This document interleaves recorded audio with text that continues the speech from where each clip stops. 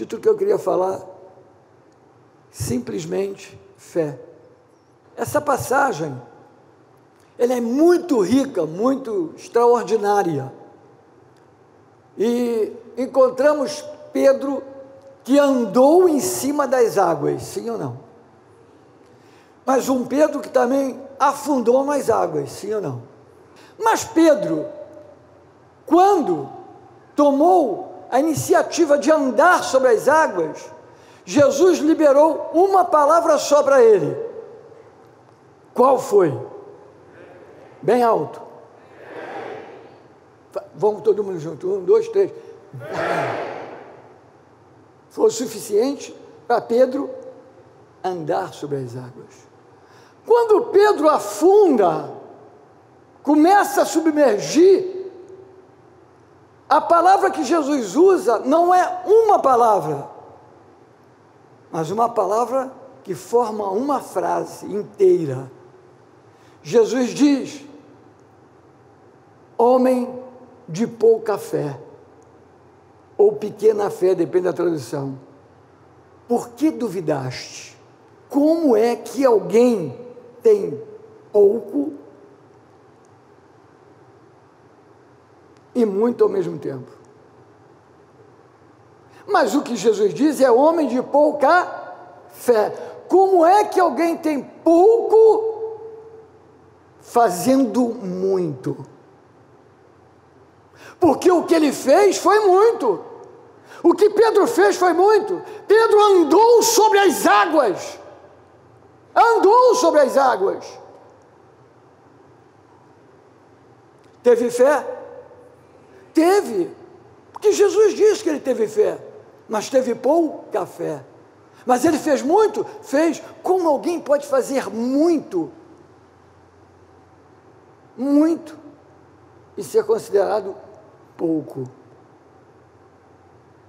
Como alguém pode expressar um nível de fé, de autoridade, como Pedro fez, e ser considerado pouco? Você já pensou nisso? É para meditar. Como alguém fazendo, como Jesus falou, pouco, operando no muito. Tem pouco fazendo muito. Tem pouco fazendo muito. A resposta é: quando você não chega no fim. Quando você deixa as coisas pela metade. O pela metade ou não chegar ao fim, para Jesus é pouco. É precioso o que está acontecendo aqui. Quando ele andou nas águas, foi uma coisa sobrenatural. Sim ou não, irmãos? Andou nas águas, foi uma coisa sobrenatural, mas ele afundou. Ele afundou. E afundou por quê? Ele afundou porque ele não foi até o fim.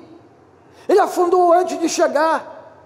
Porque a palavra liberada por ele próprio foi: manda-me ir ter contigo andando sobre as águas. E Jesus falou: vem! Vem! Qual era a palavra final? Estar contigo, e ter contigo, estar contigo. Mas Pedro não chegou a estar com Jesus. Homem de pouca fé. Pouca fé por quê? Pouca fé porque não terminou o que começou a fazer. Não terminou. Pouca fé por quê? Pouca fé porque ele não permaneceu no que ele mesmo falou. Foi Jesus que falou para ele andar sobre as águas.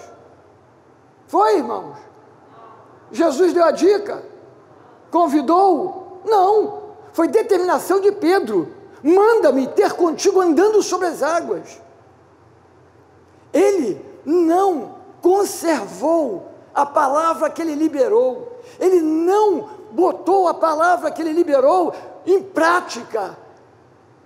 O que é pouca fé? Pouca fé é não chegar no fim. Pouca fé é você não permanecer em cima do que você mesmo falou. Quando você não permanece em cima do que você disse e tem fé, é difícil. Pedro foi quem disse, foi Pedro quem determinou o caminho que ele iria seguir, foi Pedro que determinou os próximos passos da sua vida, foi Pedro que teve fé para dizer: eu vou andar, eu quero andar em cima d'água para ir ter contigo, vem. A autorização máxima foi: vem, em cima do que o próprio Pedro falou. Não foi Jesus que tirou a sua palavra, não foi Jesus que olhou e falou assim: não, eu tiro minha palavra, afunda aí. Não, o próprio Pedro não permaneceu em cima do que ele falou. Pedro, ao mesmo tempo que ele fez uma coisa extraordinária, foi liberar uma palavra de fé, e Jesus foi e assinou embaixo. Pedro, ele próprio, retira a palavra que ele colocou debaixo dos seus pés. No versículo 30, o que acontece que fez Pedro retirar a base de sustentação espiritual dos seus pés? A base de sustentação espiritual que fez ele andar em cima do que ele mesmo proclamou, ela diluiu.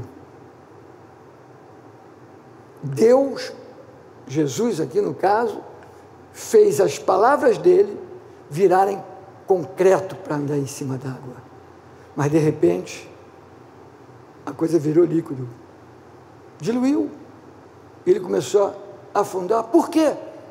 No versículo 30, vamos ver aqui o que acontece com ele. Reparando na força do vento, teve medo. Reparando aonde? Na força do vento, teve medo. Aqui, essa reparando é observando, olhando, e no sentido maior da palavra é sentindo a força do vento. Sentindo a força do vento.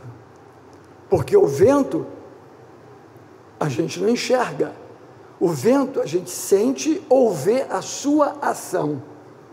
Ele teve a mesma coisa que os outros já tinham tido. O medo de Pedro veio depois. Isso é para a gente entender que o medo não tem hora para chegar. O medo alcança quem já está apavorado mesmo, mas alcança também quem está tendo grandes experiências com Deus, como foi o caso de Pedro. Então ele teve medo. O que o medo está produzindo dentro de você? Esse tempo que estamos vivendo, o que o medo está produzindo dentro de você? Você que está conectado conosco, o que o medo está produzindo dentro de você? O medo de Pedro está baseado no que Jesus falou. A Bíblia diz que ele teve medo, mas quando Jesus fala, Jesus diz: homem de pouca fé. Por quê? Porque duvidastes. O medo está ligado à dúvida. A dúvida. O medo nem sempre vai ter aparência de medo. Não. Quem disse para você que o medo é aquilo que você fica apavorado, aquela coisa, aquela angústia, aquele terror? Estou com medo daquele bicho, medo daquele medo. Quem disse que o medo se manifesta somente desta maneira? Não foi isso que aconteceu com Pedro, não. Pedro não estava com medo do fantasma, não. Pedro não estava com medo das águas, não. Pedro não estava com medo do barco afundar, os amigos dele morrerem e ficar sozinho andando em cima da água, não. O medo de Pedro, Jesus caracterizou como uma dúvida. Por que duvidaste? Voltando ao medo, nem sempre aparece como medo. Esse medo que eu falei para vocês. Aparece como uma ansiedade. Por que uma pessoa fica ansiosa? O que é ansiedade? A pessoa tem alguma coisa que ela vai passar, que ainda não passou, mas ela já está pensando como vai ser que vai passar. Ansiedade é um tipo de medo. Por que é um tipo de medo? Porque uma ansiedade leva a pessoa à dúvida. Ela não tem certeza, tira a convicção, tira a certeza dela. Outra coisa é insegurança. Pessoas inseguras. O medo também pode ser o quê? Preocupação. O medo, ele é sutil, ele vem de várias maneiras, e o medo sempre trabalha contra a fé. Medo e fé não caminham juntos, nunca. Não tem jeito de uma pessoa estar passando uma insegurança, está passando uma ansiedade, e está cheia de fé, pronta para entrar. Não estou falando da fé salvadora, né? A fé que leva a gente a crer que vamos para o céu, não é isso. Estou falando da fé conquistadora. Para ter essa fé conquistadora, nós precisamos entender que uma ansiedade é suficiente para nos tirar de coisas grandes, como eu falei, preocupação, tensão. A força do vento, teve medo, então ele sentiu algo, o vento foi que levou ele a ter um sentimento, ele sentiu aquilo ali, sentiu algo que levou as emoções dele a ser oposta à fé. As emoções de Pedro, a alma de Pedro entrou em ação. Vamos voltar. Pedro declara uma palavra. Quando ele declara aquela palavra, Jesus assina embaixo, ele bota o pé em cima d'água e ele anda. Ponto final. Mas as emoções, é aí, irmãos, que o diabo trabalha. O diabo trabalha nas emoções. Ah, mas eu estou sentindo. Repreende. Ah, estou sendo tentado numa situação. Sabe o que você tem que fazer quando você for tentado em alguma coisa? Jesus foi tentado? Em tudo foi tentado, mas não pecou. Quando você for tentado numa situação, você diz assim para você mesmo: estou sendo tentado nessa situação, vou vencer, vou ficar mais forte, vou ajudar outros que passam a mesma coisa. Não vou cair nisso. As emoções de Pedro entraram em ação, a alma dele entrou em ação. Nós não sabemos tudo que passou na mente de Pedro, eu não sei, mas uma coisa eu sei: a fé desapareceu. E quando a fé dele desaparece, quando a palavra que ele mesmo declarou, ele não mais sustenta. E por que ele não sustenta? Porque quem sustenta a palavra é o Senhor, não somos nós. Você declara a palavra e o Senhor concretiza a palavra, dá vida à palavra, dá forma à palavra. Mas quando você perde a fé, essa forma desaparece. Foi o que aconteceu com ele. Então as emoções dele estão ali, está fragilizada, ele está sentindo o vento, ele está pensando em muitas coisas, ele está com medo, ele está pensando: eu não vou chegar no lugar que eu tinha que chegar, eu não vou alcançar o alvo, eu falei que ele está contigo, mas eu não vou estar contigo, eu acho que eu vou morrer antes, eu vou morrer afogado, eu estou descendo. Quantas vezes nós estamos no caminho certo, nós declaramos e temos fé, e estamos no caminho certo, e as circunstâncias começam a aparecer, e começam a mexer com nossas emoções, e a gente começa a dizer: não vai dar, não vai dar, eu pensei que ia dar, não nasci para isso não, eu acho que nem Deus está nisso, no início até pensei que Deus estava comigo nisso, mas não está não, está muito difícil, isso não é para mim não, isso é para outros.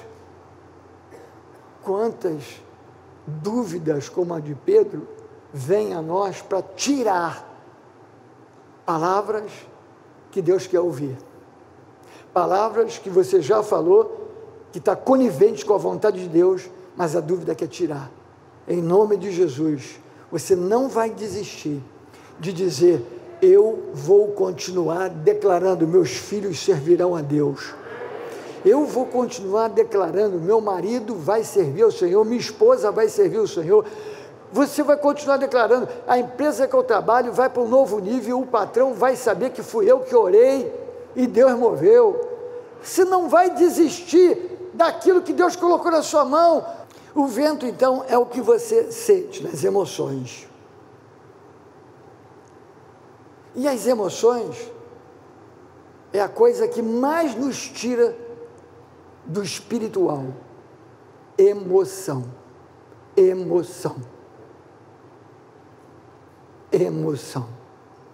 As emoções é uma das maiores armas do diabo para nos tirar do sobrenatural, para nos tirar do caminho espiritual.